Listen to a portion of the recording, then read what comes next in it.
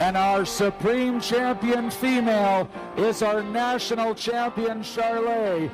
I feel the power of Tim 112J, Bullock. entry number 80, our grand champion, Bold Hereford Bull from Agribition. One show in grand champion, one show in supreme. She's not just a lady for a day, she's lady for life. Wheatland Lady, 211H, and Wheatland Bull, 4177M. Entry number 37.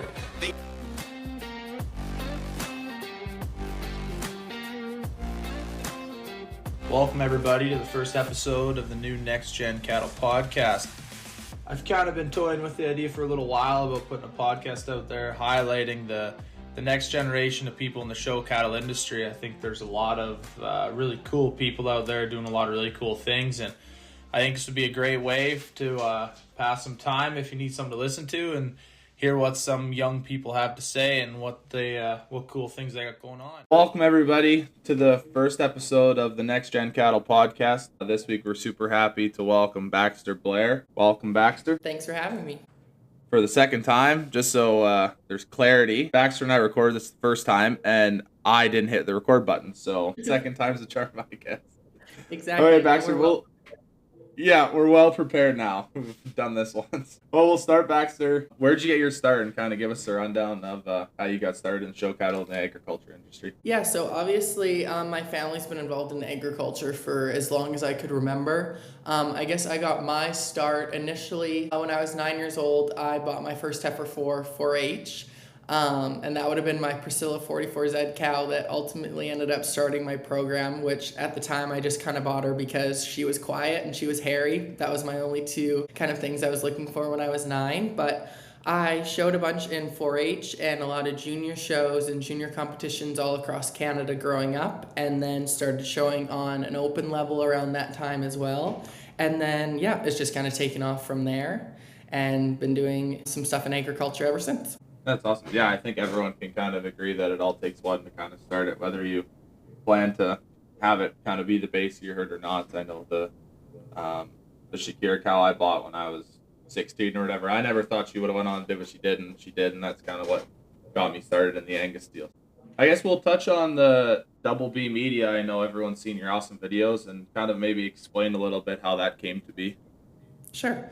So I attended junior college first, and for my full 2 years in junior college and my first semester at OSU, I was pre-vet. And then I randomly, right before my senior year, did a marketing internship with a place called Captive Media in Regina. And I'd always been really intrigued by marketing and social media, but I never really thought of it at the time as something I could do for a career. And after that, I was really inspired and ended up switching my focus from animal science to animal science with a focus in ag business. And then the video side of things honestly just kind of started on a whim after I graduated in May. Besides editing a few videos for Captive, I really didn't have any experience or background or knowledge or anything like that when it came to kind of videography and that kind of thing. But I just kind of thought that there was no one here that was really just diving into video 100%. The Cody Sibbald that year, I decided I would just kind of do it on a whim and did that show and thought it would kind of be a side hustle. And it's been my full-time job ever since, which is crazy to think about. Yeah, that's awesome, and I think everyone has seen how great your videos are and that you've worked with some really awesome families as well. I think it's definitely an industry that when somebody within the industry decides to kind of go out on a limb and maybe do something out of their comfort zone, I think everyone kind of comes together and kind of tries to give you as many opportunities as they can to be successful. Yeah. Let's touch on a bit going to school in the States, kind of maybe give us a bit of your journey there. Sure. So I went to Hutchinson Community College for my first 2 years and was on the livestock judging team there. And then I went to Oklahoma State for my last 2 years of school and was on the national champion team for livestock judging in 2023. That's awesome. And maybe touch on a bit of the judging thing. I know that it's quite a bit different compared to, let's say, a Canadian judging competition or judging school. Sure. So judging in the States is just a whole nother game. Like, it is so intense, it's so competitive, and that's what I really loved about it. I had always kind of knew growing up that I was wanting to go to the States to judge. I am really fortunate to be friends with the LaFrance boys, the Noble boys, Cody Detzel, all those guys before me that went down. So it was really easy for me to kind of pick their brain and see where they went to school, why they went there, and they kind of gave me the connections and stuff to reach out as well. I toured junior colleges in my grade 11 year, and then committed to Hutchinson kind of during COVID, so right in the end of my senior year of high school. Awesome. Yeah, I'll never forget. We went one of the first years I went to Denver. We walked into the hotel, and I knew the judging thing was pretty serious, but the hallway was just lined with everyone, and they're just walking back and forth, practicing their reasons. And I was like, wow, I knew it was definitely a different atmosphere than people who maybe don't even know like what livestock judging is, even just like friends from the city or stuff like that. I describe it to them literally like as a sport. We practice all the time. We're practicing throughout the week. We're going on trips every weekend, whether it be just kind of staying local to where your school is, doing some workouts there, or going on the road before contests a week before. You just got to see so many incredible programs through all 4 species. So that would have been cattle, sheep, pigs, and goats. And we got to see some of just literally the best operations across the states and work out there and meet so many people that way as well. I always say that my favorite part of those experiences would have been the people and the connections that I made. Just thinking about all the incredible breeders and just livestock enthusiasts in general that I got to meet down there and now consider friends is really, really cool. Yeah, for sure. And even just how fluent you guys are. Sam and I talk a lot, especially when you judge or anyone that comes up here that like has more of a judging school background. Like you guys are just so fluent and confident when you talk about like this and that. It's just like it just flows, right? But it's like anything you practice for, if that's your life for however many years, then it's just kind of it comes natural to you guys, right? Yeah. What's your most memorable win when it comes to show cattle? If I was to say one, we showed a bull for a few years, but his name was Red Watch, and we raised him. He was actually out of that Priscilla 44Z cow that I talked about earlier. He did really well as a calf. He did good as a yearling. He was reserve at Agribition both years, but our most memorable win would probably be the year at Agribition. He was a 2-year-old. So he won the national show, he won Agribition, and then we made top 10. And he had been the first one since that Priscilla cow that I showed that I had that made top 10 again. So that was really cool, especially since he was wearing our tattoo as well. So if I was to think about one animal or one specific win, it definitely would have been that year. We're going to take a quick break here, folks, and we're really excited to announce that Borson Marketing and Next Gen Cattle Podcast have partnered up to bring you guys an updated sale listing every week of where you can find Borson Marketing and the sales that they're offering. So we're going to start off this week with the Gilchrist Genetics Gems female sale on DLMS Farmgate. And then later that day, we're going to head out to Lloyd to the Justimere family and their 26th annual sale of the year. Thursday, Mater Ranch's Ladies Night 2025 edition in Carstairs, Alberta. And I think an event that everyone looks forward to every year. On Saturday is the Brooking Angus Ranch Open Book Invitational, a really good set of Angus heifer calves and breds from some of the top breeders in Canada. And then rounding out Saturday, we have the Quebec Elite Sale and the Triangle Stock Farm Keeping It Simple Simmental Female Sale. Thanks, Scott, and the Borson Marketing crew for coming on, and we're really looking forward to working with you guys. Back to the podcast. What's your favorite show stateside and then favorite show in Canada? My favorite show in the States, I guess, would have to be Kansas City. It actually would have been one of the first shows I went to when I was going to college, so it would have been my freshman year. I went there in October, and it always just sticks out to me. The quality of cattle there is absolutely insane. The quality of all species there is really, really good, but just watching, I remember the steer show in particular was just so eye-opening to me, and seeing all those incredible steers and just the lineup that was out there was absolutely insane. So even on the contest side, Kansas City always has incredible quality as well. So that would definitely be my favorite one in the States. My favorite show here, I'm pretty biased because I'm only 30 minutes east of Regina, but I grew up at Agribition. That was the first place that I ever showed. I used to go there before I even had cattle, just doing the 4-H stuff or the junior stuff. So Agribition's always hit pretty close to home for me. Yeah, for sure. I think nobody can deny the vibe around Regina, and I think even the Supreme. Like, I know my parents aren't show cattle people, and they kind of wanted to experience a Supreme, whether it be at Lloyd or Farm Fair Regina. And I kind of said to Dad, I was like, well, if you guys come to Farm Fair, then like we're only an hour north of Edmonton, so they can kind of just stay here and they don't have to be at the barn super early or get a hotel or whatever. And he's like, but isn't there something about that Supreme in Regina? And I was like, well, that's fair. So it's definitely a pretty prestigious event that has a lot of amazing memories for a lot of people, and just the hype around it and the vibe there and the atmosphere when you're standing, whether you're in the ring or outside the ring or whatever, is just unbeatable, I think. Yeah, exactly. We had a few people, some friends of mine that came down last year from college to help us at Agribition, and just getting to show them the Supreme at Agribition is insane. Like, there's honestly nothing like it. I've shown in the Supreme. I got to video the Supreme last year as well, which was really cool. So just seeing it from all aspects, it gives you goosebumps every single time, regardless of where you are. Yeah, for sure. What if there's one outfit, let's do Canadian and American. If there's one outfit that you haven't got a chance to work for, but you would want to work for, who would it be? One that I haven't worked for in the States that really sticks out to me, I would probably say Griswold's. I just think the way that not only they have exceptional cattle all the way through with their sales and what they show, etc., but their marketing in particular really stands out to me. I think they do an awesome job at being very transparent online. I think they've cultivated such a big fan base online because of that. And I think that's a big key aspect in their success as well. So yeah, I just have a lot of respect and appreciation for that family. So I think that would definitely be the one I'd like to work for in the States.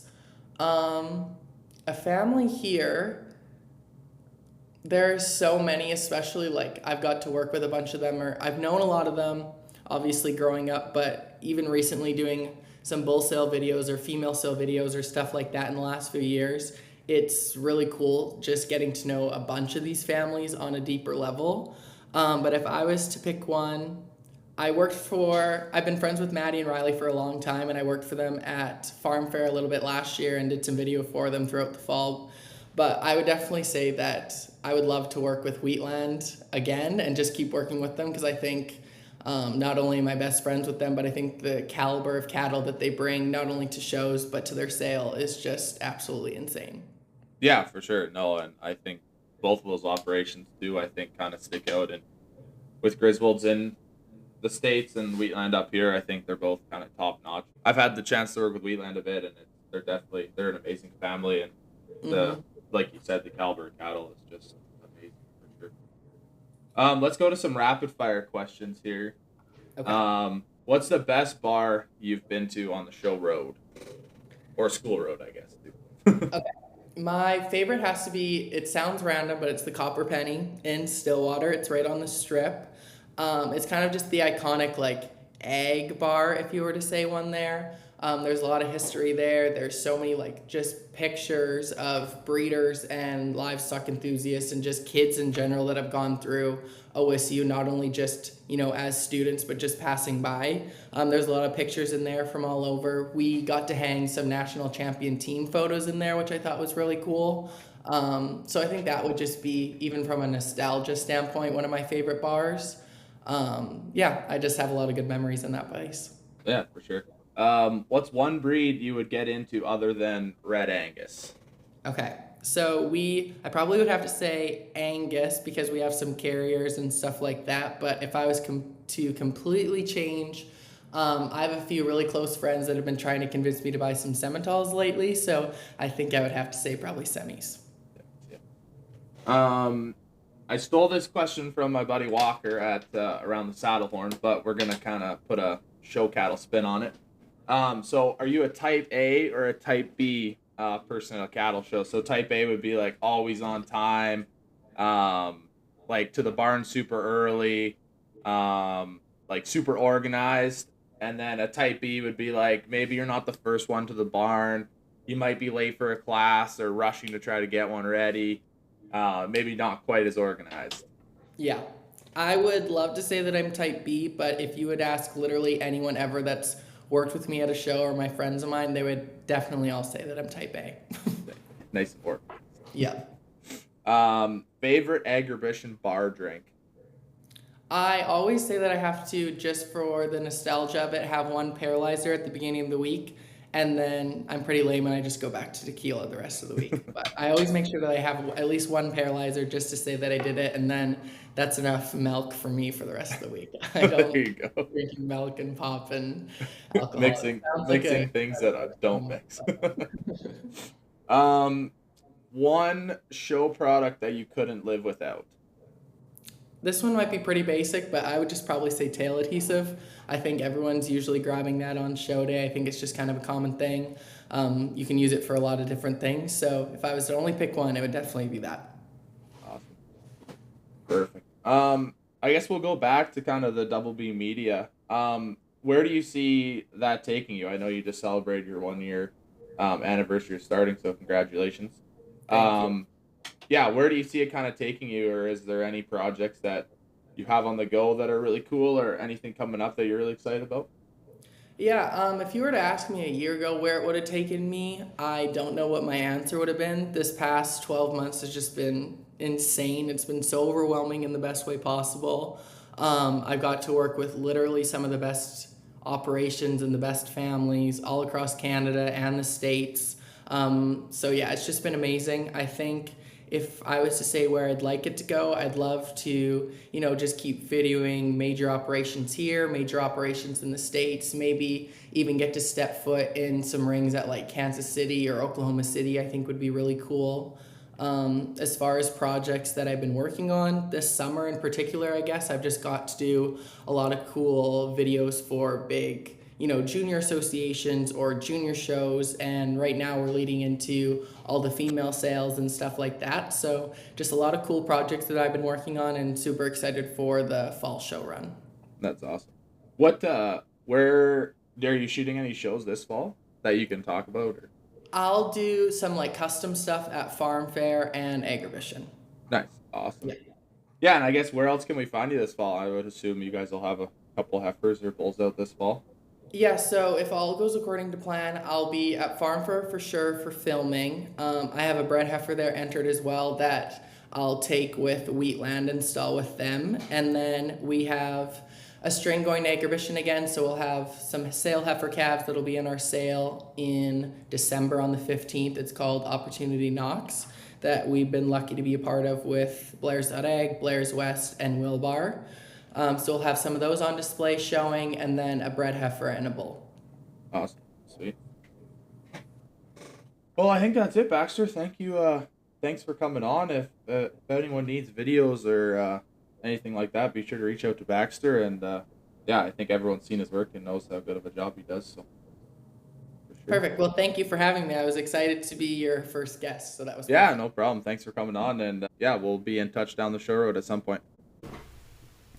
Well, thanks everyone for tuning in to week 1, episode 1 of the Next Gen Cattle podcast. We're really excited to launch this, and we're going to be putting one out hopefully every Sunday. We're going to do a couple double features here once we get into the middle of show season. We got a lot of cool guests lined up, and we're really excited to share what they have to say.